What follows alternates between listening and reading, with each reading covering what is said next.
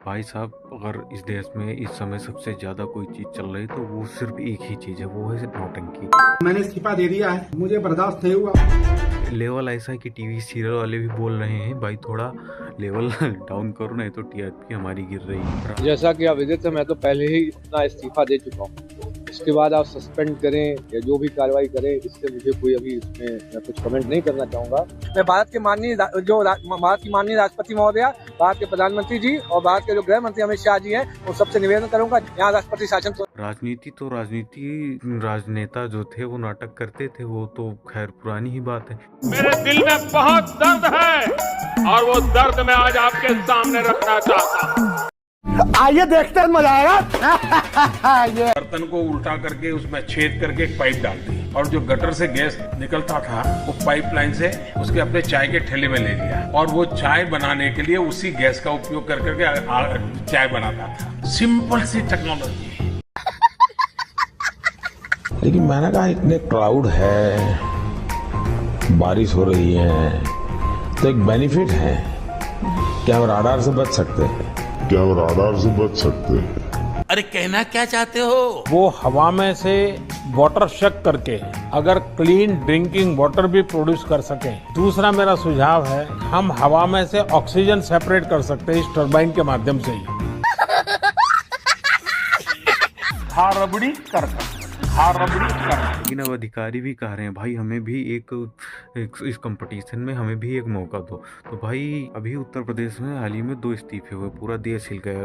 लोग बोल रहे हैं भाई इस्तीफा किस बात पर दे दिया, क्या हुआ, कितने मतलब ईमानदार अफसर रहे होंगे इस्तीफा दिया। लोग बोल रहे हैं अरे इस्तीफा दे दिया, जैसे इस्तीफा नहीं किसी ने परमाणु बम गिरा दिया हो। सबसे पहले नाटककार हमारे कलाकार आते हैं अलंकार अग्निहोत्री, पीसीएस अधिकारी, सिटी मजिस्ट्रेट कहते हैं शंकराचार्य जी का अपमान हो गया है इसलिए मैं इस्तीफा दे रहा हूँ, साथ में एक पैकेट फ्री मिला। यूसीजी सावर्ण के खिलाफ है भाई, एक इस्तीफा 2 मुद्दे, पूरा कॉम्बो ऑफर। ये महानुभूति बोलते हैं शंकराचार्य जी का अपमान हो गया है इसलिए मैं इस्तीफा दे रहा हूँ, साथ में एक पैकेट इनको फ्री भी मिल गया।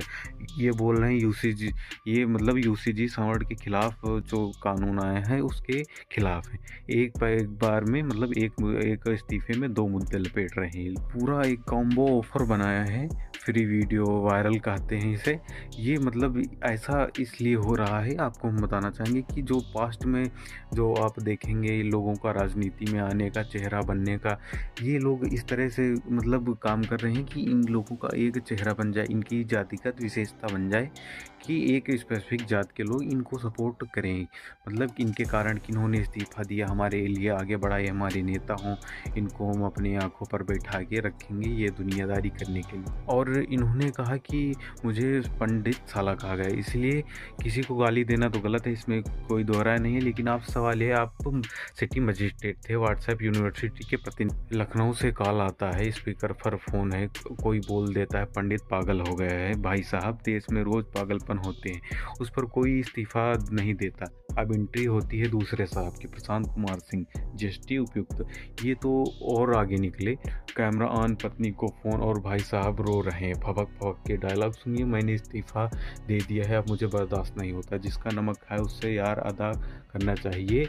भाई साहब आप अपने नमक मुख्यमंत्री के थाली से नहीं हमारे टैक्स से खाते हैं।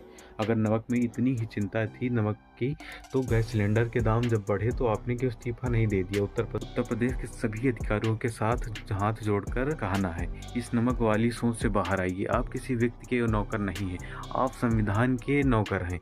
आप सरकार 5 साल की होती है, अधिकारी 30 साल का होता है, उसका कार्यकाल जो होता है 30 साल का होता है। सरकारें आती हैं 5 साल में, कोई शपथ लेता है, कोई मुख्यमंत्री बनता है, ये अलग चीज़ है।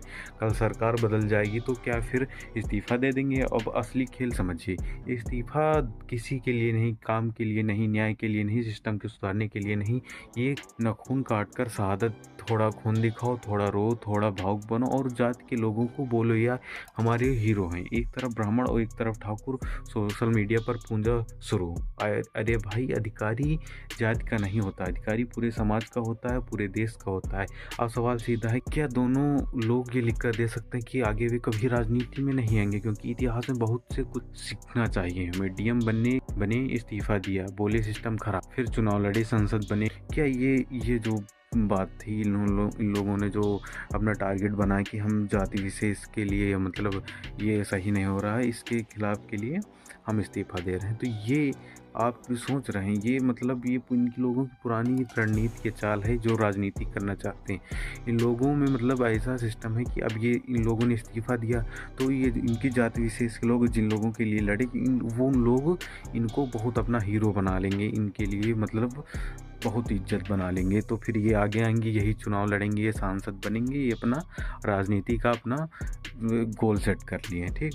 लेकिन रही बात ये इतिहास, मतलब आप पीछे कभी देखेंगे ऐसे ही पैटर्न लोग फॉलो करते हैं राजनीति में आने के लिए। अगर आपको राजनीति में आना आइए, कोई अच्छी बात है, आप खुलकर बताइए ना कि हमको हाँ राजनीति करनी है, हमको ऐसे राजनीति करनी है, हम ये करेंगे। लेकिन ये जो आप नौटंकी कर रहे हैं, ये मतलब हमको तो नहीं समझ में आ रहा है क्या करना चाहते हैं। ये दिखावा कर रहे हैं ये लोग। हमारा ये ओपिनियन है कि हम ये ऐसा कर रहे हैं कि हम इनकी बहुत हमदर्दी है, ये है वो।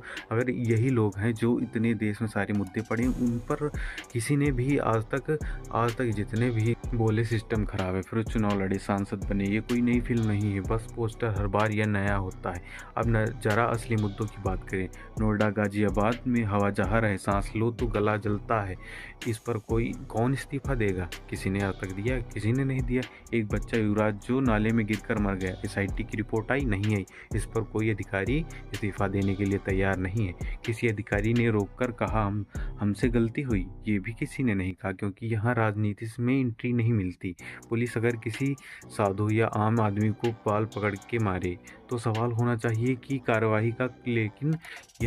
लेकिन यहाँ क्या हो रहा है? एक दूसरे को औरंगजेब कालनेमी कहा जा रहा है, भाषा गई तेल लेने, मर्यादा कैसी तैसी, और आम आदमी वो बीच में बैठा सोच रहा है मुझसे इससे क्या मिल रहा है। राजनीति का सबसे पुराना खेल ये, ठाकुर और ब्राह्मण से लड़ाओ, ब्राह्मण OBC से लड़ाओ, OBC दलित से लड़ाओ। क्योंकि अगर जनता पढ़ने लगी, सोचने लगी और सवाल पूछने लगी तो सत्ता की नींद उड़ जाएंगी। इसलिए दायरा छोटा कर दो, जाति तक, इलाके तक। ये राजनीति का बहुत पुराना खेल है। ठाकुर को ब्राह्मण से लड़ाओ, ब्राह्मण को OBC से लड़ाओ, हिंदू को मुस्लिम से लड़ाओ, ये पुराने कार्ड हैं। ये मतलब ऐसा इन पे कमांड राजनीतिक लोगों का बना हुआ है, जो मतलब ऐसी गूढ़ता समाज में बनी हुई, इसी के कारण ये फल फूल रहे हैं, ये ऐसी मानसिकता विचारधारा के लोग। और ये मतलब इनका सिस्टम सेट है। ये अपना जब आप थोड़ा अपनी नॉर्मल ज़िंदगी से ऊपर उठोगे तो इन लोगों में देखोगे ये कॉमन चीज़ है। ये मंच पे एक दूसरे को गाली देंगे, ये करेंगे, वो करेंगे, लड़ाएंगे। और जब संसद की कैंटीन में बैठ के सब लोग एक साथ खाते पीते हैं, तब उनका माहौल देखिए। तो आपसे हम यही कहना चाहेंगे। तो सब्सक्राइब कीजिए, मिलते हैं।